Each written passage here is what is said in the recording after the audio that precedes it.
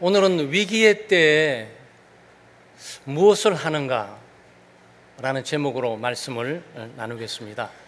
아마 여러분의 생애 가운데 가정적으로 개인적으로 삶의 위기를 한 번도 경험해 보지 못한 사람은 없을 겁니다. 너도 나도 할 것 없이 인생을 살아가면서 한두 번 정도는 삶의 위기를 만나고 살아가게 되죠. 삶의 위기를 만나게 될 때 여러분 어디로 가십니까? 삶의 위기를 만나게 될 때 무엇을 하십니까? 아마 다양한 사람들이 있을 겁니다. 삶의 위기를 만나게 되면 즉시 해결책을 찾아 나서면서 이리저리 동분서주하게 움직이는 분도 계실 거고, 또 아주 큰 분노 가운데 있으면서 낙심하고 좌절하는 분도 있으실 거고, 무엇보다도 내가 의지할 사람이 누군가, 지금 위기를 극복할 수 있도록 도와줄 수 있는 조직이나 기관은 어디인가, 이 세상으로부터 도움을 구하기 위해서 찾아나가는 사람들도 있지요. 또 어떤 경우는 이런 위기가 나 때문이라고 생각해서 스스로 자기를 자책하면서 자기를 탓하면서 그냥 무너져 버리는 그런 사람들도 있지요. 그래서 오늘 히스기야는 좀 다릅니다. 히스기야는 엄청난 삶의 위기 가운데 하나님을 찾습니다. 하나님의 전을 찾아 나갑니다. 하나님의 전에서 기도합니다. 지금 상황은 이런 거거든요. 세계 최강대국 아수르가 지금 이스라엘을 침공하고 있는 겁니다. 지금 여러 지역을 북방에서부터 우리 한반도로 치면 중국에서 와가지고 평양이라든지 개성까지 다 점령을 하고 이 서울을 포위했다, 이 상황입니다. 지금 히스기야는 바로 예루살렘이 포위되어 있는 이 상황 가운데 놓여 있으니까 개인뿐만 아니고 민족과 국가의 존망을 다투는 아주 중요한 위기를 만나고 있는 거죠. 이런 가운데 먼저 자신이 기도합니다. 그리고 대신들, 여러 가지 내각들 베옷을 갈아입히고 기도하라고 합니다. 그리고 멀리 떨어져 있는 이사야에게 찾아가서 기도를 요청하고 있는 이 장면입니다. 그래서 하나님은 또 이 기도에 신실하게 응답해 주셔가지고 적을 한순간에 무찔러 주시고 위기를 극복해 나가게 하는 내용이 오늘 본문의 내용입니다. 그래서 오늘 우리는 본문을 잘 살펴보면서 삶의 위기를 만났을 때 내가 어떻게 처신을 했었지라고 살펴보시기도 하고, 앞으로 그런 일이 없으면 너무나 좋겠는데 우리의 삶은 내일 일을 알지 못하니까 가정적으로나 개인적인 삶의 위기를 만나게 될 때 그때 나는 히스기야처럼 이런 삶의 처방을 가지고 살아야지 라고 다짐하고 결단하는 시간 될 수 있기를 바랍니다. 첫째, 위기의 순간은 기도해야 되는 순간입니다. 1절 말씀에 보게 되면 히스기야 왕이 듣고 그 옷을 찢고 굵은 배를 두르고 여호와의 전에 들어가고 이렇게 말합니다. 이게 옷을 찢느냐 얘기는 극심한 그 분노, 또 마음속에 끌어넘치는 그 경악감, 이 부분들에 대해 표현을 하고 있는 장면이에요. 그래서 우리는 위기를 당하게 될 때 히스기야처럼 옷을 막 찢으면 안 되고, 우리는 마음을 찢어야 돼요. 상징적인 의미로 옷을 찢었다는 얘기는 상징적인 의미로 하나님의 이름이 무시를 당하고 하나님의 이름이 모욕을 당하고 하나님의 이름이 비방을 당하는 이 상황 앞에서 히스기야는 울컥하는 그 마음을 갖고 있는 거예요. 그래서 이스라엘 백성들은 베옷을 입을 때 이 베옷이라는 것은 아마 여러분 우리 한국에 오래된 분들은 알지만 이 삼베옷을 입히는 사람이 있는데 죽은 사람에게 입힙니다. 극한 슬픔과 애통함에 있을 때 나는 죽었다라고, 그리고 오직 하나님만 바라본다라는 의미를 가지고 이 베옷으로 갈아입게 되죠. 왕은 왕복을 입어야 어울리지 않습니까? 근데 지금 이 상황은 왕복이 어울리지 않고 이 죽음을 상징하고 있는 애통함과 회개를 상징하고 있는 이 베옷을 입고 있는 거죠. 회개 기도를 했다, 그런 내용들입니다. 14절 15절 말씀에 보게 되면 히스기야가 사자의 손에서 편지를 받아보고 여호와의 성전에 올라가서 히스기야가 그 편지를 여호와 앞에 펴놓고 그 앞에서 히스기야가 기도하며 이렇게 표현합니다. 지금 이 상황이 어떤 상황이냐면은 예루살렘을 포위했잖아요. 예루살렘이 포위됐다는 얘기는 평양이라든지 뭐 개성 이 정도가 다 정복됐다는 이런 뜻이에요. 그러니까 이거 무너지면 딱 민족이 멸망하는 이런 상황이란 말이죠. 그러니 이런 상황까지도 이해하겠어. 열심히 싸우면 되니까, 목숨 걸고 최후의 전투를 치러 나가면 되니까. 그런데 문제는 이때의 아수르 왕은 사네립이라는 사람입니다. 총사령관은 랍삭에 있는데 이 편지를, 항복문서의 편지죠, 이 편지를 지금 딱 이스라엘에 보낸 거예요. 그 편지 내용 가운데 너의 하나님은 누구냐, 너의 하나님은 어디 있느냐, 너의 하나님은 없지 않냐, 하나님이 있었다면 너희들을 살리지 않았겠어? 하나님이 있었다면 너희들이 이렇게 포위되었겠냐? 아니잖아. 너희 하나님은 없는 하나님이고 하나님을 의지하는 것은 어리석은 것이야. 이스라엘 백성들아, 히스기야의 말에 속지 마라. 이 내용이 들어있는 거죠. 이 내용을 받아두고 히스기야가 울컥한 거예요. 아마 여러분 이런 심정은 이거와 같습니다. 여러분, 누가 여러분 약점이나 부족한 것들을 공격하게 될 때 참을 수 있잖아요. 그런데 여기 엄마 이름을 들먹거려, 아버지 이름을 들먹거려, 너의 아버지가 못 나가지고 너의 어머니가 못 나가지고 탁 하기 때문에 막 울컥해지는 거예요. 그래서 예수 믿는 사람은 하나님을 경외하고 살아가는 사람이기에 나의 하나님을 비방하고 업신여겨 모욕하는 일에 좀 울컥거림이 있어요. 값싼 자존심을 가지고 자기 문제를 지적하게 될 때 울컥거리면서 하나님의 영광은 가려주고 주변에 하나님을 모욕하고 비방하는데도 아무 감각 없이 살아간다면 기독교인으로 문제가 있는 거죠. 지금 여기 히스기야는 자기가 최고로 사랑하고 경외하는 하나님의 비방을 받고 모욕을 받는 이 삶 가운데 감정이 막 울컥하면서 지금 여기에 베옷을 입고 모든 대신들로 하여금 지금 베옷을 입도록 기도하라고 지금 말하고 있는 내용이죠. 하나님이 또 이 기도를 들어주세요. 극한 위기 가운데 하나님이 기도를 들어주시면서 20절에 내가 아수르 왕 사네립 때문에 내게 기도하는 것을 내가 들었노라 그랬습니다. 그 하나님이 듣고 35절 37절에 보게 되면 밤새도록 아수르에 있는 사람들을 18만 5천 명을 죽여버립니다. 참 신기한 일이죠. 뭐 죽여달라고 기도한 것도 아니에요. 하나님 도와주세요, 살려주세요, 하나님 이 백성을 구원해 주세요. 그리고 이사야에게 보는 내용이 뭐였습니까? 당신은 남은 자를 위하여 기도하소서, 그 얘기했어요. 남은 자를 위해서 기도하소서, 그 내용이에요. 그러니까 이 전방위적으로 이 위기 가운데 기도하고 있는 거죠. 히스기야 기도합니다. 또 대관들이 기도합니다. 멀리 떨어져 있는 특별한 하나님의 사람 선지자에게 이 상황을 아뢰면서 기도합니다. 기도하는 것도 참 묘하게 기도하죠. 비방하는 거를 편지를 딱 가지고 누구한테 갖고 갑니까? 편지를 하나님 앞에 가지고 가요. 하나님 딱 펼쳐놓습니다. 하나님 읽어보십시오. 그리고 하나님, 랍사게와 사네립이 하나님의 백성과 하나님을 비방하고 모욕하는 저 소리를 들어주세요. 지금 이거 하는 거죠. 그러니까 하나님은 이론의 하나님, 상상의 하나님, 신화의 하나님이 아니고 지금 살아계신 하나님, 인격의 하나님, 이 사건을 다 보고 계신 하나님, 이것을 알고 계시는 하나님, 이거를 해결해 줄 수 있는 능력의 하나님, 이 하나님을 지금 믿고 기도하고 있는 거죠. 자, 그런데 얼마나 충격스럽습니까?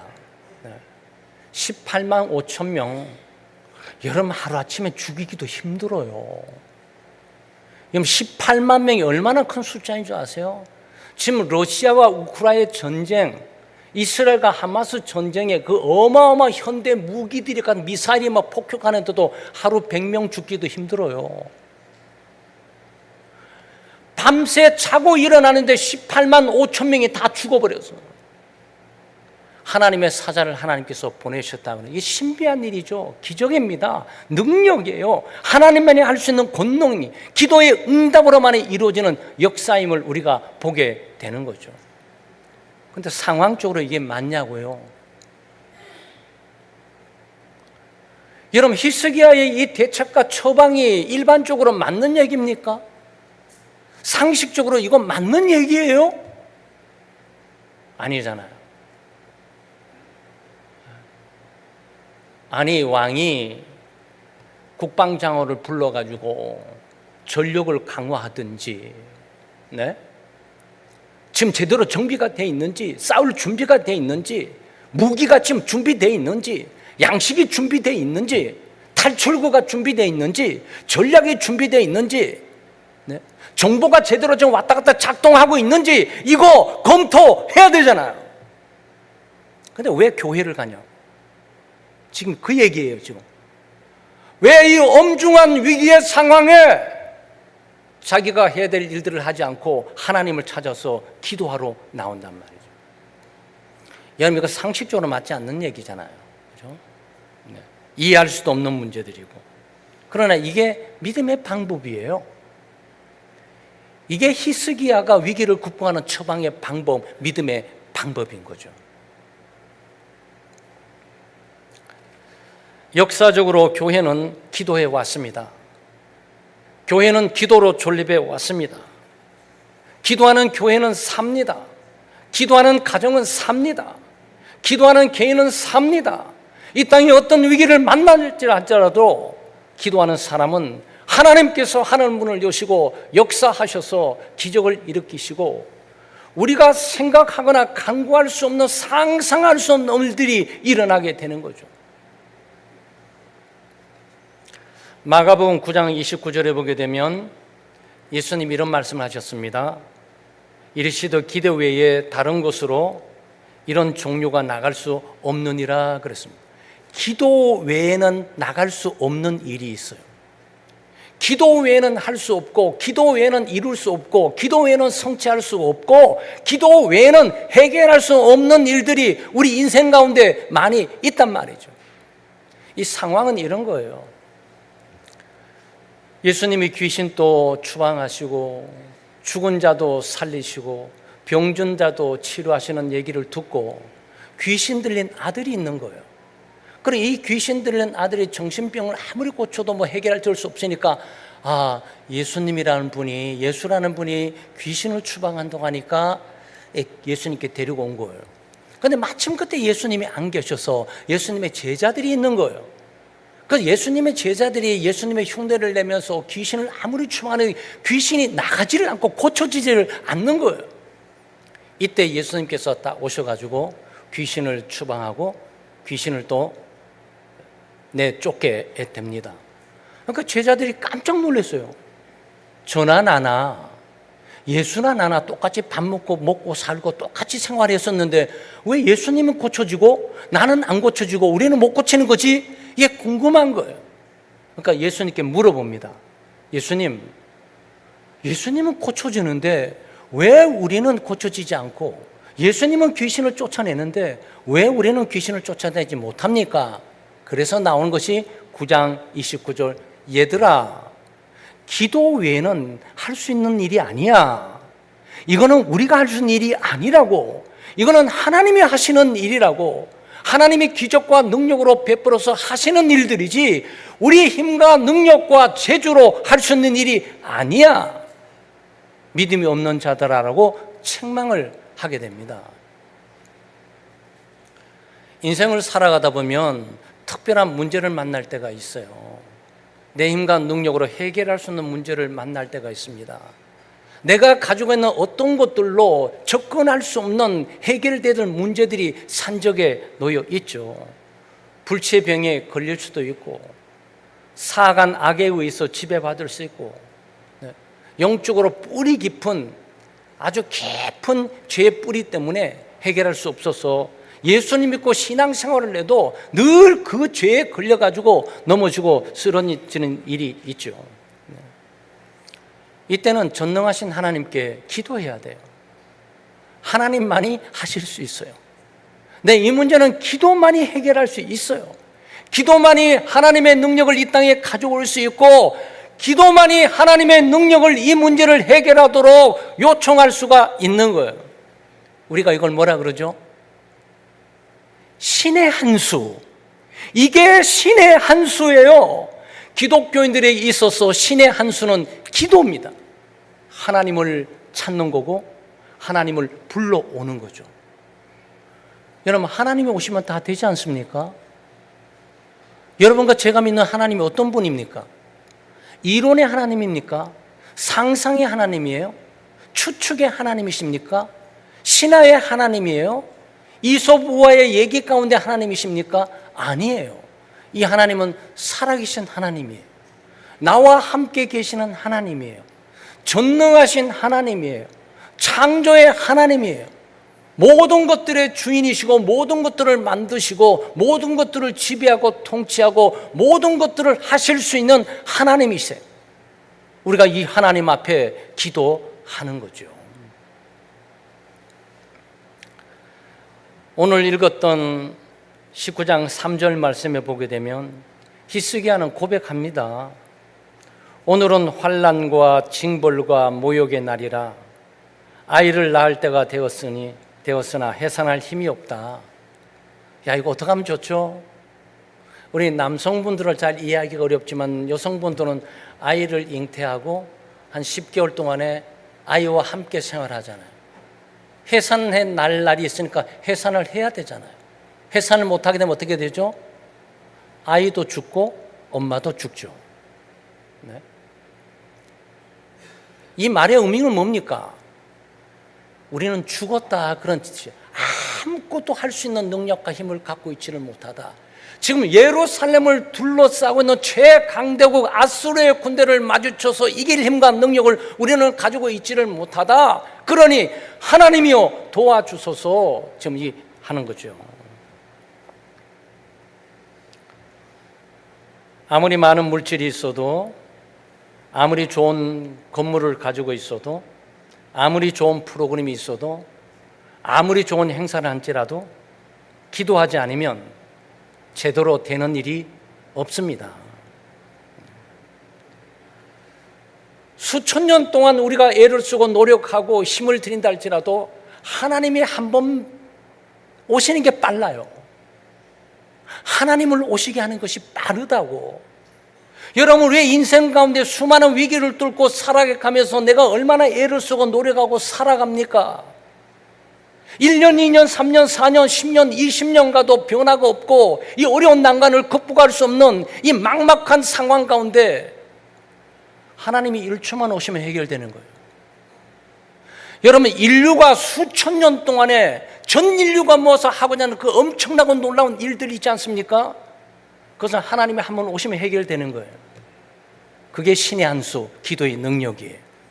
그리고 예수 믿는 사람은 히스기야처럼 기도의 능력을 알고 믿고 의지하고 살아가야 합니다.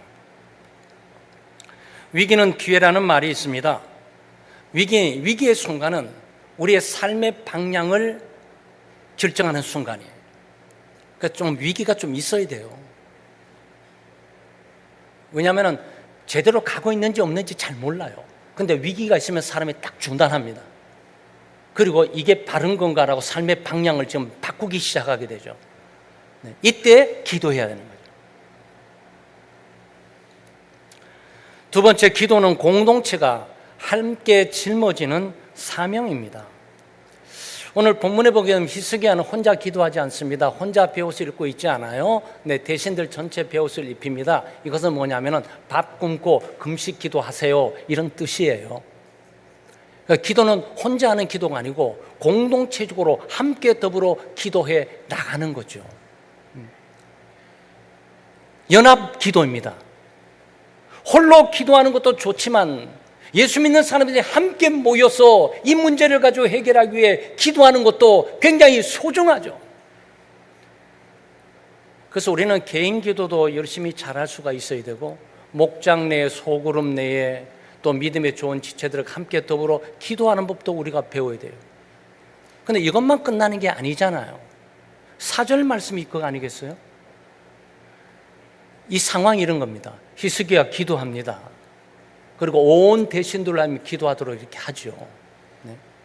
아마 이런 기도의 전선들은 에스더의 서에 가게 되면 온 유대 민족이 다 죽음에 처하게 되는 상황 가운데 에스더가 먼저 금식 기도를 선포하고 금식하고 삼촌 모르드게의 전체 있는 모든 유대 민족들에게 금식에 주소서라고 기도하라고 부탁하는 장면이 나옵니다. 혼자 기도해서 다 해결할 수도 있지만 함께 더불어 기도하는 거죠. 근데 이걸로 끝나지 않아요. 이걸로 끝나지 않고 4절에 지금 뭐라고 하는 거죠?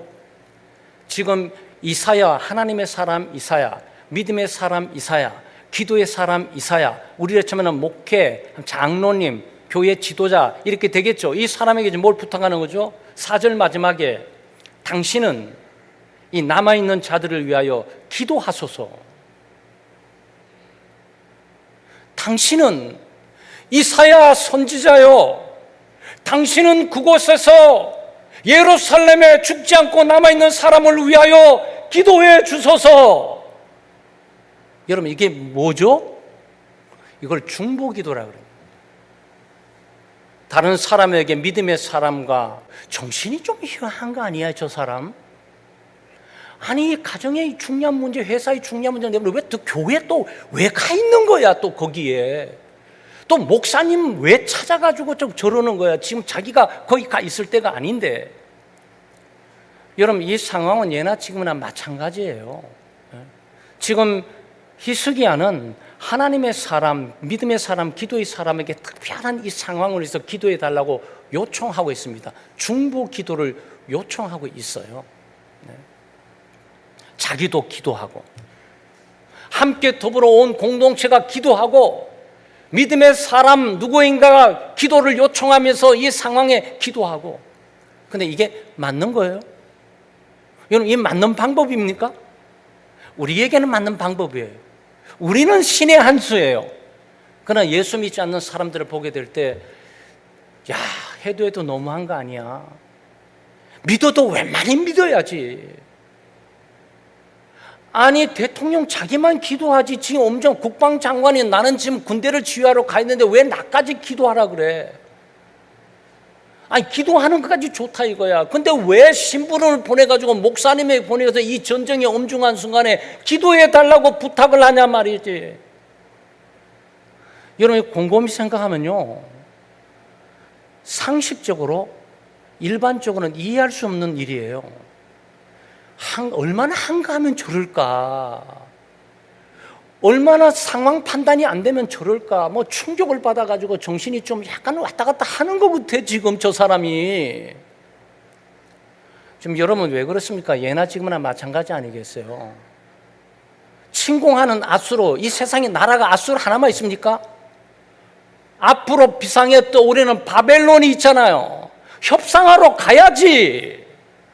대사를 보내서 나라의 중요한 일을 맡기더라도 도움을 요청할 수 있잖아요. 남쪽에 애굽이 있잖아요. 강대국이었던 애굽.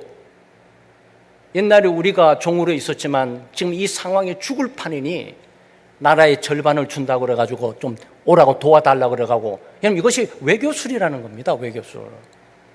히스기야 왕은 바보가 아니에요. 그걸 몰라서 안 하는 게 아니에요. 이 상황은 하나님께서 역사하시고 도우셔야 되는 것들을 믿음으로 이것들을 진행해 나가고 있단 말이죠.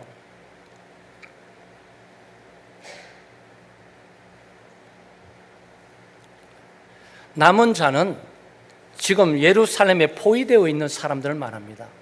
예루살렘에 포위되고 있지만 불평하고 원망하고 네 탓이니 내 탓이니, 그리고 그 민족이 끝났다 좌절하고 막 술판 벌이면서 막 이렇게, 이걸 말하는 게 아니에요. 여기에 남은 자는 비록 남아있지만 끝까지 하나님을 의지하고 신뢰하고 하나님의 도움을 기다린 사람이 예루살렘에 있습니다. 그러니 당신은 하나님의 사람 아닙니까? 기도의 사람 아닙니까? 믿음의 사람 아닙니까? 그러니 기도해 주세요. 남은 자가 살아남을 뿐만 아니고 이 위기를 극복하도록 기도해 주세요. 하나님의 이름이 높아지고 하나님의 영광이 드러나고 하나님이 살아계심을 이름이 높여지도록 기도해 주세요. 이거 부탁을 한단 말이죠. 그래서 하나님이 역사하신 거예요. 사랑하는 여러분, 각 가정마다 각 가정에 위기가 있잖아요. 네, 아빠만 기도하는 것이 아니고 엄마만 기도하는 것이 아니고 아이들까지 다 기도해야 돼요. 네, 1살, 2살 정도 되는 아이들이야 모르지만 3살, 4살 유치원 가기 전에 말하고 듣고 이해하면 아빠, 엄마가 죽을 것 같아. 죽으면 안 되잖아. 그래, 기도해줘. 같이 기도해야 됩니다. 온 가족이 기도해야 되죠. 교회가 위기가 있잖아요. 목사님만 기도하는 것이 아니고 장로님만 기도하는 것이 아니고 재직들만 기도하는 것이 아니고 온 교회 교우들이 교회 위기를 위해서 함께 기도해야 되죠. 국가가 위기 앞에 있게 될 때 애국자만 기도하는 것이 아니고 모든 백성이 함께 더불어 기도해야 합니다. 하나님께서 역사하시고 회복하시고 새롭게 하시며 구원의 길을 인도해 주시는 겁니다. 사실 우리 창대교회나 지금은 우리가 망하고 흥하는 위기의 순간은 아니에요. 그렇지만 죽고 사는 문제를 우리가 지금 하고 있잖아요. 새 생명 초청 축제잖아요. 그냥 직접 말씀드리면 전도 시기 아니겠어요? 네, 이 시기는 기도의 시기예요. 네, 죽고 사는 일입니다. 네, 이것은 우리가 죽고 사는 일이 아니고 우리가 전도의 대상이 죽고 사는 일이에요. 그러니 우리는 개인적으로 기도하고 목장적으로 기도하고 함께 더불어 기도하고 기도의 용사들에게 기도를 맡기고 요청하고 중보하도록 기도하는 거죠. 그래서 우리 창대교회는 지금 릴레이 기도회가 지금 진행돼 가고 있어요. 그리고 교우들께서 관심을 가지시고 나도 어떤 시간에 내가 이 릴레이 기도에 참여해야 되겠다라고 생각하시고 여러분 기도에 많이 참여하시길 바랍니다. 또 릴레이 기도뿐만 아니고 중보 기도팀이 있어요. 중보 기도팀이 여기저기서 기도하고 계십니다. 그래서 중보 기도팀에 여러분 기도 제목도 들으시기도 하고 중보 기도팀들은 그 기도를 받고 또 자기 시간에 무릎을 꿇고 어떤 분은 본당에서 기도하시기도 하고 어떤 분은 쉼터에서 어떤 분은 좀 지하에 있는 교육관 지하에 우리 선교회실에서 새가족실에서 등등 기도를 하고 있습니다. 이런 시기를 틈타서 우리가 늘 기도하지만 또 이런 시기를 틈타서 좀 더 기도로 하나님께 가까이 나가고 하나님의 임재와 능력도 경험하고 기도를 통해서 또 내가 생각하고 간구하는 이상의 하나님의 역사와 능력을 볼 수 있는 우리 창대 교우들 되시기를 주의 이름으로 축원합니다. 살아계신 하나님 아버지, 오늘 또 말씀을 통해 우리에게 길을 보여주시니 참으로 감사합니다. 히스기야 왕이 위기 앞에서 옷을 찢고 굵은 배를 입으며 주의 전에 나갔던 것처럼 우리도 지금의 두려움과 혼란 속에서 주님 앞에 나아갑니다. 세상의 소리와 위협이 우리를 흔들 때 우리의 첫 반응이 기도가 되게 해 주시옵소서. 사람의 지혜나 힘이 아닌 하나님의 얼굴을 구하는 믿음의 백성이 되게 해 주시옵소서. 히스기야가 선지자에게 기도를 요청하며 오늘은 환난과 징벌과 모욕의 날이라고 고백하듯이 우리도 우리의 죄와 연약함을 인정하며 주님 앞에 겸손히 엎드리게 해 주시옵소서. 주님, 우리의 기도를 들으시고 살아계신 하나님의 이름을 높임받고 영광이 드러내기를 원합니다. 이제 우리의 개인적인 삶뿐만 아니고 가정과 가족 그리고 교회 공동체가 위기 속에 있을 때 제일 먼저 주님을 찾고 주님의 말씀을 붙들며 서로를 위해 중보 기도하는 믿음의 가족, 믿음의 공동체가 되게 해 주시옵소서. 우리의 자녀들이, 우리의 다음 세대가 어려움과 위기 속에서도 하나님을 찾는 믿음을 배우게 해 주시옵소서. 주님, 우리가 알지 못하는 크고 은밀한 일을 보여주시고 이 땅 가운데 주님의 뜻을 이루어 주시옵소서. 예수님의 이름으로 기도하옵나이다. 아멘.